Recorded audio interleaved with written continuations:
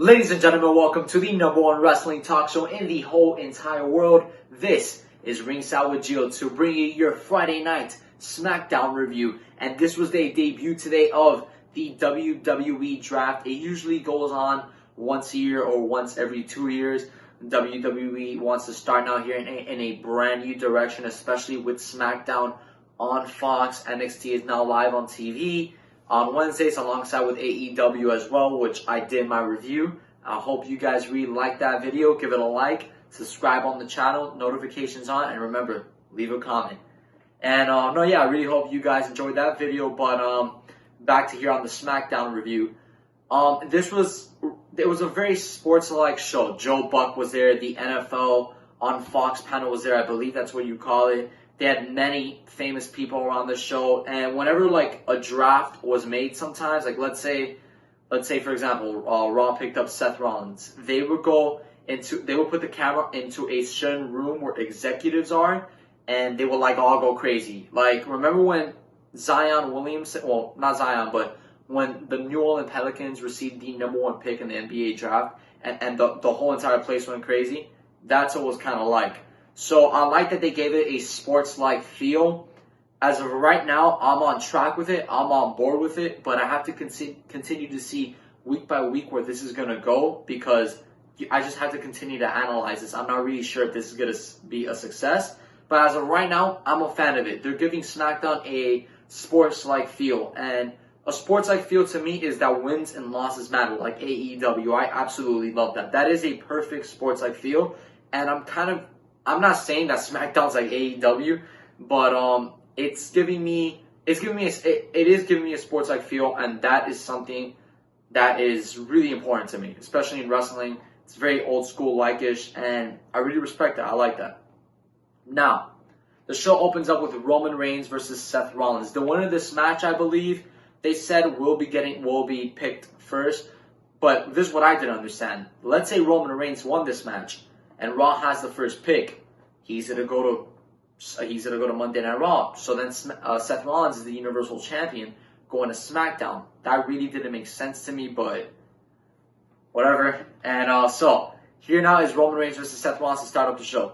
They lock up to start the match before Seth puts Roman in a headlock, and Roman drops him with a shoulder block before Seth reapplies him with the headlock and hits a side headlock takeover before Roman rolls him backwards for a quick 2 count. They lock up again for a clean breakup. Seth rolls Roman up for a quick 2 count and hits a wrecking ball dropkick before Roman catches him, found a suicide dive, and Roman dodges several flying moves by Seth before they get in each other's face and exchange right hands. Roman then drops Seth with a jumping clothesline and tosses him out of the ring as we go to commercial. Seth is in control as we return to the ring from commercial. They counter each other's attempts at a suplex before Roman dodges a curb stomp and Roman hits a sit-out powerbomb with a 2 count. And I love when Roman Reigns does that. I'm not going to lie.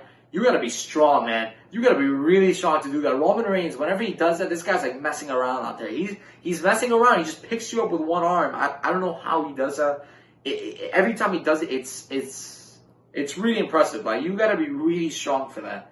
But I'm not here for towards the end of the match. When Seth reversed the spear into the pedigree, and we've seen this before. It was at Money in the Bank when he reversed into a pedigree, and then he hit Roman Reigns with the curb stomp, and he won. And then Dean Ambrose came in and cashed in, Jon Moxley. But what happened here at the end was that he reversed into the pedigree. He kicked out. Seth is in disbelief. He's going to be going now for the curb stomp, and then the lights go out. We already know where this is going. We've seen this almost every single week, and that's what I mean, overexposure with WWE. It's kind of getting overused already. Seth should have lost the title at Hell in a Cell, strike when the iron is hot, but they did not do that, and that's the unfortunate thing about it. But yeah, so the lights go out, and then Bray's coming from beneath the ring. He's like coming on top.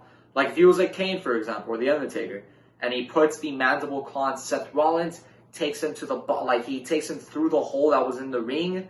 The smoke starts coming out of that area. Seth Rollins claws his way back out, and that is how that ended. So yeah, Seth Rollins defeats Roman Reigns via disqualification, and Raw does get the first pick because of that. After this, we see the war rooms for the USA and Fox executives backstage before the rules of the draft are explained, and Stephanie McMahon comes out onto the stage before it's announced that the Raw Women's Champion Becky Lynch is picked first and headed to Raw before Roman Reigns is announced second and staying on SmackDown. The OC is selected as a team for Raw before Bray Wyatt is selected for SmackDown, and we end the first round with Drew McIntyre on Raw before we see the Fox War Room celebrating. We then throw to a panel for the WWE Draft with Renee Young, Booker T, Beth Phoenix, and Samoa Joe. Not only that, Joe Buck and Troy Aikman talk about the draft before Troy says he used a power driver as his finisher in the ring. So, now this right here is a lot that I want to cover. This is big right here. So, Bray Wyatt heading to SmackDown Live. I don't know if this makes sense to me, because this is another thing. You're putting Bray Wyatt on SmackDown, but he's challenging Seth Rollins for the Universal title. That is a Raw Championship. Now, they did say a blockbuster trade is most likely going to happen at the end of the show.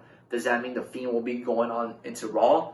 I don't know. Because if the Fiend beats Seth Rollins, which he needs to, it's probably going to happen, you're going to have the WWE Championship and the Universal title on SmackDown. That just doesn't make sense. So it's going to be very interesting to see what WWE does with this. I'm not going to jump to the gun and say, oh, they backed themselves into a corner. No, they didn't. We have to see what happens week by week.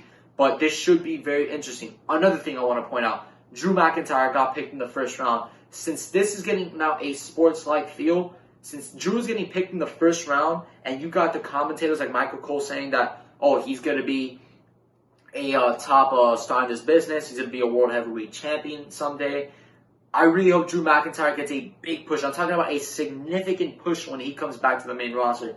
Drew McIntyre is one of the most talented wrestlers I have ever seen. This guy is great. And the fact that he got picked in the first round and WWE now is giving their shows a sports-like feel, Drew McIntyre needs to be getting that attention if he was selected in the first round, which he was. And not only that, I like the thing about Joe Buck and Troy Aikman.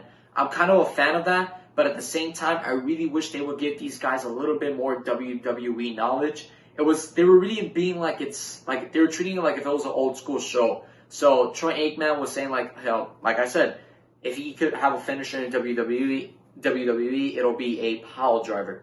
That right there, that's a good move. It is, but it's a very old school move. I understand that they're trying, but at the same time, if they could give those guys a little bit more WWE knowledge, letting them know more about moves and stuff like that, the significance of finishing moves, it will be much better. But it was good for a first time on SmackDown. Next here was Baron Corbin versus Chad Gable. The match starts off with Corbin sending Chad across the ring and out of the ring before sending him into the barricade. Chad countering a scoop slam and sending Corbin into the ring post. Back in the ring, Chad focuses on the knee of Corbin and tries to take the larger Corbin down to size before Corbin drops him with a boot for a quick 2 count. Corbin beats Chad down and turns his attention to the crowd before Chad hits a baseball slide and Corbin sends him over the announce table before chokeslamming him onto it as we go to commercial. Chad counters the deep 6 into a bulldog and hits a running splash into a rolling kick before Corbin rolls out of the ring and Chad drop kicks him into the timekeeper's area. So then towards the end of the match, Chad was able to get the ankle lock on him, and then King Corbin was going to the rope, and then Gable pulled him away. Then Corbin rolls his body around, kicks Chad Gable away, sets him up for the end of days, and that's what happens. He beats Chad Gable, and I hope that this is the end of the matches. It's gone to a point that they've had, I believe they've had about 4 to 6 matches already. That's not needed. I really feel like after that one match at the King of the Ring at the finale of the King of the Ring tournament, they could have had one more and build that up and have Chad Gable win. Have him with the comeback story. And now they're labeling him as Shorty G. That doesn't make sense at all to me. It just doesn't. But yeah, they just continue. It's like a back and forth affair with Corbin and Gable. it's going to get to a point that we're just not going to care anymore about these two being in the ring with each other, because we've seen it time after time after time again. But I think this is done already. I don't know what's left for Chad Gable. He's one of the best wrestlers, as a matter of fact, in this whole entire company. And I really hope they do give him a push eventually in the future, but we're going to have to wait and see. Next here was, like I said earlier, the panel of NFL on Fox about the draft. They talk about the draft and their favorite legends of the sport, and that they draft before Stephanie comes out for the round 2 of the draft. It's announced Randy Orton will be headed to Raw, Sasha Banks to SmackDown, Ricochet to Raw, Braun Strowman to SmackDown, and Bobby Lashley to Raw to end the second round. We then see the USA executives celebrating once again before we throw to the panel, and Samoa Joe talks about how good and experienced everyone Raw has picked before Booker T compares Fox to the New York Yankees. Love that, Booker T. And we get a recap of the confrontation between Braun Strowman and Tyson Fury ahead of their match at Crown Jewel. So Braun Strowman versus Tyson Fury is announced for Crown Jewel. You know, to be honest, I'm actually okay with this, because it's at Crown Jewel. I understand it's a business move. I know what they're doing, and it makes sense for what they're doing and what they're trying to do. Having these guys, these two Goliaths in the ring with each other, Braun Strowman and one of the best boxers in the whole world, Tyson Fury. I understand what they're doing.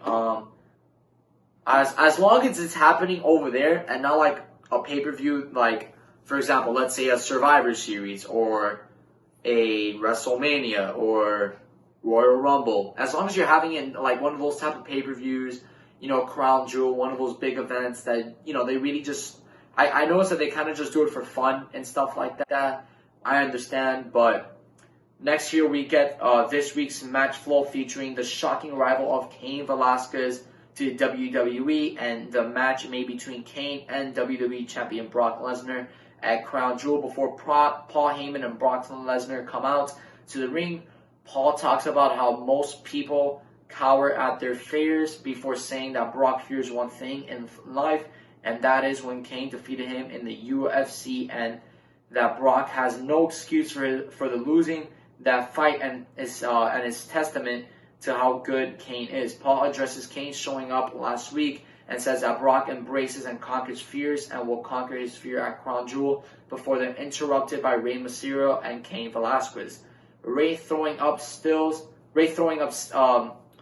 for their fight on the big screen. Cain says that he's going to beat Brock again before saying that he's going to give him a scar to match the one that he has on the left side of his face, in Spanish as translated by Cain, before Cain and Rey leave. So yeah, that match is also announced for Crown Jewel as well. I really wish they would have saved this match, but once again, I understand why they're doing it at Crown Jewel. They're trying to stack up this show, like they really are. I noticed that they give Crown Jewel a WrestleMania feel-like environment, and yeah, I can understand why they're doing that. But that should be interesting. Should be.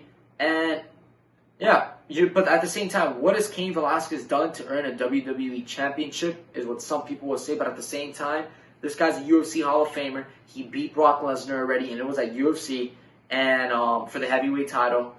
And, I understand. It makes sense. To put Cain already in this environment, I'm actually okay with that. It makes sense. Next year was the New Day versus the OC. It's announced that the OC make their way to the ring. That the wildcard rule is gone before Carl and AJ take on Xavier at ringside as we go to commercial. We return to Kofi getting the tap and dropping AJ with a jumping clothesline and hitting a boom drop before hitting him with an enziguri and a diving crossbody for a 2 count that Carl breaks up. Xavier catches Luke with an enziguri and hits a tornado DDT before hitting a flipping senton to the outside and taking out Gallows and Anderson. AJ and Kofi countering each other until AJ gets a near fall off of a roll-up. Kofi then hits the Trouble in Paradise for the pin and the win. So, yes, the New Day do win. Good win for them, but at the same time, Kofi pins AJ, who is the United States champion. I've said it before, I'll say it again. Why have champions lose on TV? I understand, it's okay for the OC to lose, but don't have AJ get pinned. Have Kofi have a reason to fight for that, like to get back to a title contention. He just lost the WWE Championship. Now you mean to tell me he's gonna be back in the championship like area fighting for the United States Championship? I really wish there was a way that he would have to like earn that spot, but he did pin AJ Styles here, so it's looking like he will be getting a match in the future against AJ. So we'll just have to see. Next here is the first pick in the third round, which is Alexa Bliss to Raw, Lacey Evans to SmackDown, and Kevin Owens to Raw. The Revival to SmackDown, and Raw finishes round 3 with Natalya. Then we then see the USA Executives celebrating once again before a SmackDown Women's Championship rematch is announced for later tonight between the champions Charlotte and Bayley as we go to commercial. And then we kick off the final round of night 1 with the Viking Raiders going to Raw, Lucha House Party to SmackDown, Nikki Cross to Raw, Heavy Machinery staying on SmackDown before we see Fox Executives, and the final pick for tonight on Raw is announced as the Street Profits. On the panel, Joe sides with Raw, Beth, and with SmackDown, and Booker T sides with both before talking about how great Ricochet is.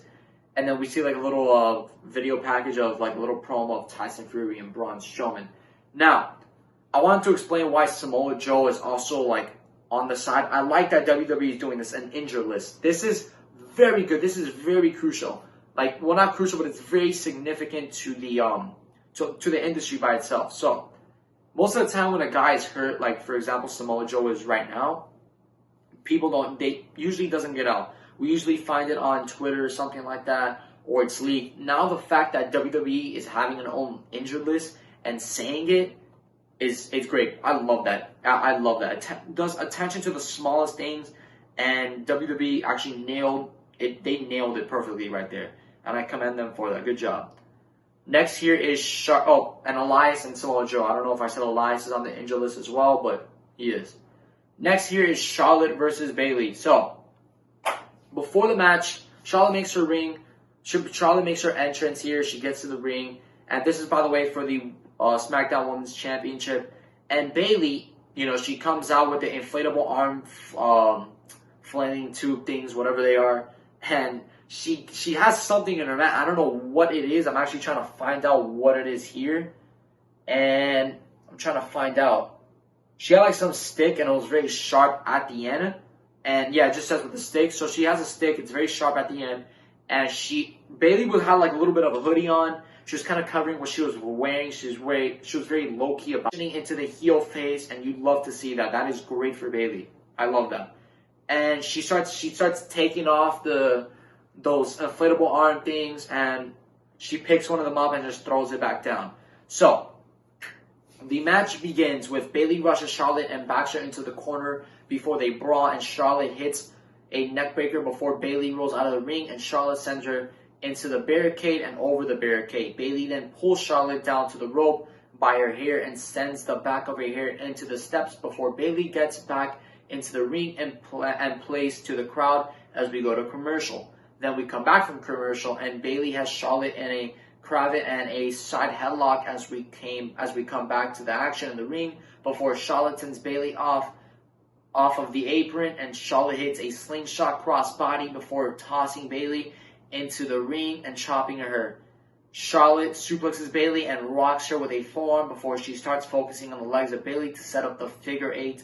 Charlotte booting Bayley off of the apron and down onto the floor before hitting a moonsault off the barricade. Charlotte gets a 2 count and wants her back in the ring, and Bayley counters into a belly-to-belly before Charlotte hits a flatliner into the turnbuckle and goes for a moonsault. But Bayley gets her feet up and Charlotte is ready. Charlotte is looking for the Boston Crab. Bayley gets to the ropes for the break and gets a 2 count off a leverage pin before raining down punches to Charlotte and mounts and hitting a back suplex into a running knee in the corner.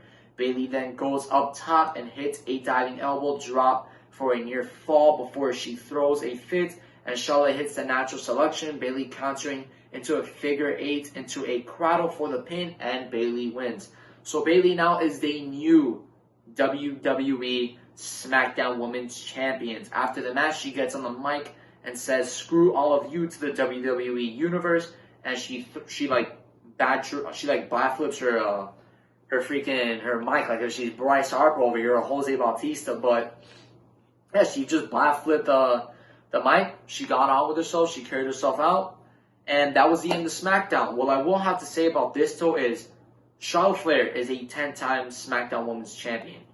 I notice every time she wins a championship, it's either she'll hold it for a long time, maybe for out of the 3 out of the 10 runs. I'm not really sure, but she always does that. Like she'll hold it for a long time. Maybe out of the 10 times she's held the title, it's probably been 3 times that it's been a significant run, and she just continues to lose it quick just so she could break her father's record. I see what they're doing. The more they're trying for her to get the title and then lose it, and then get the title, lose it, get it. Like it's very quick. It's like hot potato. And yeah, I can tell she's eventually going to pass her father's record, and the fact that we know that Charlotte's going to have to be a women's champion for 7 more times, I wish she would just like have important title reigns that really mattered, and reigns that lasted for a very long time instead of these that are just going super fast. But yeah, that is the end of the show. I actually am happy to see that Bayley is back as the SmackDown Women's Champion, and she's back where she needs to be, and now she's a heel, and that's really good to see. And I really hope you guys did enjoy this show. Make sure you like, subscribe, put notifications on, leave a comment, and share to your friends. Thank you. Take care.